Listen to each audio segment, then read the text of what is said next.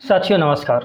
जैसा कि आप सभी जानते हैं कि ड्रेनेज सिस्टम ऑफ इंडिया से प्रत्येक जो एग्ज़ाम होते हैं उनमें एक दो सवाल एक्सपेक्ट किए जाते हैं। तो इस लिहाज से यह टॉपिक बहुत ही ज़्यादा महत्वपूर्ण होता है। तो चलिए हम लोग इसी के अगले पड़ाव की तरफ चलते हैं। तो इसमें आप अपनी तैयारी को बेहतर करते हुए चलेंगे और ये देखेंगे कि आपकी तैयारी कितनी बेहतर होती जा रही है और अपनी टॉपिक को और भी बेहतर तरीके से समझने की कोशिश करेंगे। तो हम लोग अपने प्रश्न की तरफ चलते हैं और ये रहा पहला प्रश्न कि दो महत्वपूर्ण नदियाँ जिनमें से एक का स्रोत झारखंड में है और जो उड़ीसा में दूसरे नाम से जानी जाती है तथा दूसरी जिसका स्रोत उड़ीसा में है, समुद्र में प्रवाह करने से पूर्व एक ऐसे स्थान पर संगम करती है जो बंगाल की खाड़ी से कुछ दूर है। यह वन्य जीव और जैव विविधता का प्रमुख स्थल है और सुरक्षित क्षेत्र है। तो निम्नलिखित में से वह कौन सा स्थल है? यहाँ ये पूछा जा रहा है, मेन बात इस स्थल की बात की जा रही है। भितरकनिका, चांदीपुर औंसी, गोपालपुर औंसी या सिमलीपाल। इसका जो सही आंसर है वह है भितरकनिका। क्या है? भितरकनिका। अब ये है कहाँ? ये उड़ीसा राज्य में है। किसमें? उड़ीसा में। अब पहले ये बात समझ लेते हैं हम कि जो इसने कुछ विशेषताएं बताई हैं कि कैसे कैसे, तो उन रिवर्स के बारे में जाने कि वो कौन कौन सी रिवर हैं जो ऐसी विशेषता रखती हैं जिस तरह इसने अपनी विशेषताओं में दिखाया है। तो पहला ये क्या कहता है कि दो महत्वपूर्ण नदियां हैं। ठीक है, अब उन दो महत्वपूर्ण नदियों को सर्च करना है। तो पहला कहता है कि एक का स्रोत झारखंड में है जो उड़ीसा में दूसरे नाम से जानी जाती है और दूसरी उड़ीसा में ही है। ये दो बात। तो पहला इसे टैग करें आप, तो इसमें है दक्षिणी कोयल नदी। कौन सी? दक्षिणी कोयल नदी जो है झारखंड में ही इसकी उत्पत्ति होती है और ये वो उस क्षेत्र में किस नाम से जानी जाती है? दक्षिणी कोयल के नाम से। और दूसरी नदी जो है, यह दूसरी नदी उड़ीसा में कहता है। तो ये जो दूसरी नदी है इसका नाम है शंख नदी। क्या नाम है? शंख नदी। अब ये दोनों नदियाँ जिस स्थान पर मिलती हैं, ये दोनों नदियाँ आके मिलती हैं और वह जो क्षेत्र वो आता है उड़ीसा का। कहाँ? उड़ीसा में। और ये उड़ीसा में मिलती हैं। तो ये क्या कह रहा है कि उस उड़ीसा में मिलने के बाद वो दूसरा नाम रख लेती। तो ये नदी यहाँ नाम पड़ जाती है, यहाँ संयुक्त नाम से इसका नाम पड़ता है ब्राह्मणी नदी। कौन सी? ब्राह्मणी नदी नाम हो जाता है यहाँ। तो अब आपको समझ आया कि पहली झारखंड में जो है तो दक्षिणी कोयल, और ये जो इसकी ये उत्पत्ति हुई है यह उड़ीसा में इसकी उत्पत्ति हुई है, यानी कि तट में ही कहा जाए कि जो झारखंड राउरकेला वाला जो क्षेत्र है, तो जो झारखंड है और उड़ीसा के सीमा के निकटवर्ती क्षेत्र पे इस शंख नदी का उत्पत्ति हुई है। तो ये दोनों नदियां एक बहुत प्रमुख नदी हैं, शंख नदी और दक्षिणी कोयल नदी। ये दोनों मिले तो ब्राह्मणी नदी। तो एक नई नदी बनी। तो उस स्टेटमेंट के हिसाब से कंप्लीट हुआ कि दूसरा नाम है और उड़ीसा में इसका दूसरा नाम हुआ जब उस स्रोत से मिल गए। अब कहता है कि ये जो दोनों नदियां हैं समुद्र के प्रवाह से पहले किसी क्षेत्र में आई थी, तो वो क्षेत्र था भितरकनिका का। तो ये संगम करती हैं उसके पहले। तो ये नदियां कहाँ आके मिलती हैं? वो जो क्षेत्र है वही है भितरकनिका। यही भितरकनिका वाले क्षेत्र में ये नदियां हैं। अब ये राउरकेला के समीप ये दोनों नदियां यानी कि आपस में आके मिलती हैं। अब बात करते हैं एक एक करके, है ना। तो एक तो ये बनी ब्राह्मणी नदी। अब सेकंड नदी कौन सी है? ये तो अभी झारखंड वाले का ही नाम हुआ कि वो झारखंड में किसी और नाम से थी, उड़ीसा में आई तो किसी और नाम से मिल गई, दो धाराओं से। अब एक नदी है वैतरणी नदी। कौन सी? वैतरणी नदी। अब ये भी इंपॉर्टेंट नदी है और ये उड़ीसा की नदी। कहाँ की है ये? उड़ीसा की, क्योंकि जो इसकी उत्पत्ति हुई है इस रिवर की, ये गुप्त गंगा पहाड़ी से हुई है, उड़ीसा के क्योंझर जिला से। समझें आप, उड़ीसा के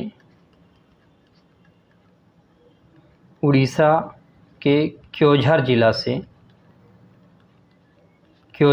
से इसकी उत्पत्ति हुई है। क्योंझर जिला के समीप एक पहाड़ी है, उस पहाड़ी का नाम है गुप्त गंगा पहाड़ी।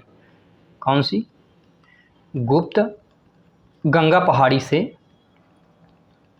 इस नदी की उत्पत्ति हुई। तो यह एक प्रमुख नदी है, गुप्त गंगा नदी, है ना।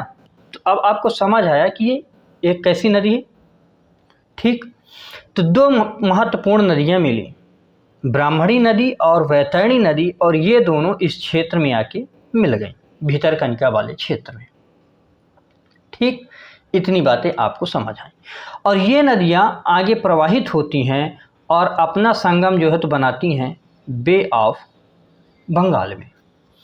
ठीक है, ये बातें रही। अब इसमें बालेश्वर जिला जो है तो एक महत्वपूर्ण नगर है जो बैतरणी नदी के किनारे तट पर है। ठीक, अब बात करें थोड़ा ये जो हमारे और टॉपिक हैं, जो पॉइंट्स हैं, तो इनके बारे में।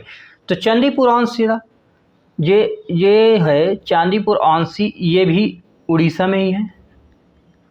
उड़ीसा का एक प्रमुख शहर है। अच्छा, गंजाम जिले के अंतर्गत आता है ये क्षेत्र। तो ये कहा जाए कि तटस्थ क्षेत्र ही है, बंगाल की खाड़ी का तटस्थ क्षेत्र है, जहाँ अच्छा खासा यानी कि बालेश्वर जिले के अंतर्गत आता है। तो ये किस जिले के अंतर्गत आता है? आप लिख लें, बालेश्वर जिले के अंतर्गत आता है। और यहाँ हमने इसी के बारे में पढ़ा ही कि ये क्योंझर जिले के अंतर्गत उत्पत्ति होती है गुप्त गंगा में। ठीक, पहाड़ी। तो ये एक प्रमुख शहर है। गोपालपुर की बात करें तो गोपालपुर भी उड़ीसा का ही क्षेत्र है। किसका है? उड़ीसा का ही क्षेत्र है। तो ये एक क्या है? तटीय क्षेत्र ये भी है। कैसा क्षेत्र है ये? एक तटीय क्षेत्र है, तटीय क्षेत्र जहाँ से बंदर गाय भी हैं। तो ये भी बंगाल की खाड़ी के तटीय क्षेत्र में है। मेन बात ये है, हमें बात करनी है सिमलीपाल की। ये ज़्यादा इम्पॉर्टेंट है यहाँ से। सिमलीपाल मयूरभंज जिले के अंतर्गत आता है उड़ीसा में। कहाँ है ये भी उड़ीसा में ही है, और मयूरभंज जिले के अंतर्गत आता है। मयूरभंज जिले के अंतर्गत इसका जो क्षेत्रफल लगभग, इसकी बात करें अगर हम क्षेत्रफल की, तो यह 2750 स्क्वायर किलोमीटर क्षेत्र पे है। क्योंकि ये एक 1973 में जो प्रोजेक्ट टाइगर है उसके अंतर्गत ये एक बाघ अभयारण्य स्थापित किया गया था। तो याद रखेंगे आप, क्या है? बाघ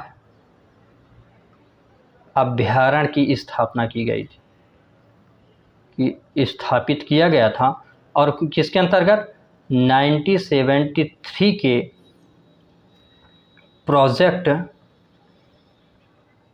बाघ के अंतर्गत। तो इन बातों को याद रखेंगे कि किसके अंतर्गत इसे बनाया गया था। इसकी अगर एक बहुत इम्पॉर्टेंट बात ये है इस क्षेत्र की, इसकी सिमलीपाल की, कि यहाँ एक काला बाघ पाया जाता है, मेलेनिस्टिक बाघ बोला जाता है। तो कौन सा? काला बाघ। तो अगर कभी सवाल आए कि काला बाघ किस अभयारण्य में पाया जाता है, तो वह सिमलीपाल में। और सिमलीपाल कहाँ है? उड़ीसा में। हम लोग अपने नेक्स्ट प्रश्न की तरफ चलते हैं। और हमारा नेक्स्ट प्रश्न है कि नर्मदा नदी पश्चिम की ओर बहती है, जबकि अधिकांश अन्य प्रायद्वीपीय बड़ी नदियां पूर्व की ओर प्रवाहित होती हैं, ऐसा क्यों? नंबर 1, यह एक रेखीय विभ्रंश घाटी में रहती है। नंबर 2, यह विंध्य और सतपुड़ा के बीच बहती है। नंबर 3, भूमि का ढलान मध्य भारत में से पश्चिम की ओर है। यह तो 3 स्टेटमेंट हुए। अब कूट यहाँ हमें सही कूट उत्तर चुनना है, केवल 1, 2 और 3, 1 और 3, या इनमें से कोई नहीं। तो इसका जो सही आंसर होगा वह है केवल 1। ठीक, क्योंकि यह रिफ्ट वैली में बहती है। कई बार हम लोगों ने चर्चा की है और ये भी बात किया है कि कौन कौन सी नदियां हैं जो भारत में रिफ्ट घाटियों में बहती हैं। 3 नदियों का हमने नाम भी लिया था। तो इसमें क्या है कि यहाँ नॉर्थ में विंध्यन है, विंध्यन, और इधर सतपुड़ा, और यहाँ प्रवाहित होती है नर्मदा भ्रंश घाटी में, रिफ्ट वैली में, और इसके साउथ में एक रिवर है, वो ताप्ती प्रवाहित होती है। तो ऐसे कुछ क्षेत्र हैं, है ना। तो इस बात को आप याद रखें। चलिए हम लोग अगले प्रश्न की तरफ बढ़ते हैं, और हमारा रहा ये अगला प्रश्न कि निम्नलिखित नदियों पर विचार कीजिए और इनके बारे में आपको एक एक करके बताना। वंशधारा, इंद्रावती, प्राणहिता और पेन्नार उपर्युक्त में से कौन सी गोदावरी की सहायक नदियां हैं, इसमें ये बताना है। तो ये पूछ रहा है कि गोदावरी की सहायक नदी कौन कौन सी हैं। 1, 2 और 3, 2, 3 और 4, 1, 2 और 4, केवल 2 और 3, इनमें से जो बताना है आपको कौन कौन सी हैं। तो इसका जो सही आंसर होगा केवल 2 और 3, यानी कि इंद्रावती और प्राणहिता। तो पहले इनके बारे में जान लो। गोदावरी के बारे में हमने कई बार चर्चा की हुई है।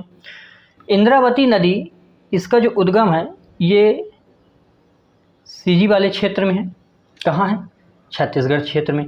और यह सबसे ज़्यादा प्रमुख क्यों नदी है? क्योंकि इस नदी में एक वाटरफॉल है और उस वाटरफॉल को बोलते हैं चित्रकूट वाटरफॉल, क्योंकि इस वाटरफॉल को भारत का क्या बोलते हैं? नियाग्रा। तो इसकी उत्पत्ति हमने गलत लिख दी। इसकी उत्पत्ति उड़ीसा से होती है। इसे आप ध्यान रखें, उड़ीसा से। उड़ीसा के एक जिला है कालाहांडी जिला, कालाहांडी जिले से इसकी उत्पत्ति होती है। और ये गोदावरी की सहायक नदी।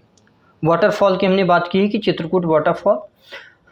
अब इसका जो प्रवाह है तो महाराष्ट्र तक जाता है, छत्तीसगढ़ महाराष्ट्र में है, उड़ीसा में उसकी उत्पत्ति हुई है। लगभग ये 535 किलोमीटर प्रवाह करती है। कितनी? 535 किलोमीटर इसका प्रवाह क्षेत्र है। और इसे बस्तर का जीवन रेखा माना जाता है। कहाँ का?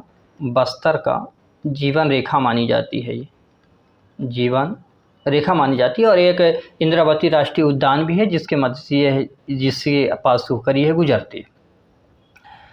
अब बात करें हम प्राणहिता की। ये प्राणहिता एक्चुअल में ये नदियों के मिलन से बनी हुई है, जैसे अभी हम लोगों ने ब्राह्मणी के बारे में बात की। तो वर्धा प्लस वेनगंगा बराबर ये बनती है प्राणहिता। प्राणहिता और एक नदी और है, और वो नदी है पेनगंगा।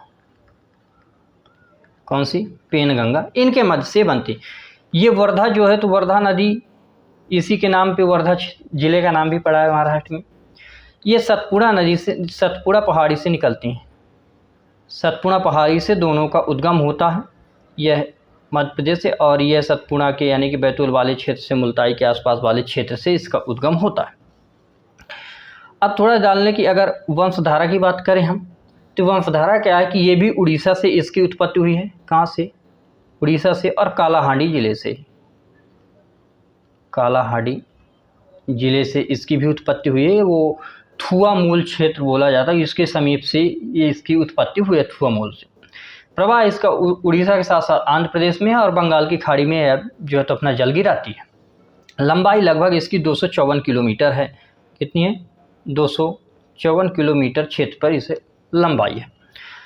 तो ये रही नदियाँ, और एक नदी बची हमारी पेन्नार नदी। पेन्नार नदी के बारे में भी हमने काफ़ी बार चर्चा की हुई है कि नंदी पहाड़ी के जो है तो चेन्ना केशव पहाड़ी से निकली है, चेन्ना पहाड़ी की इसके समीप से, और ये कर्नाटक से आंध्र प्रदेश, कर्नाटक आंध्र प्रदेश में प्रवाहित होती है।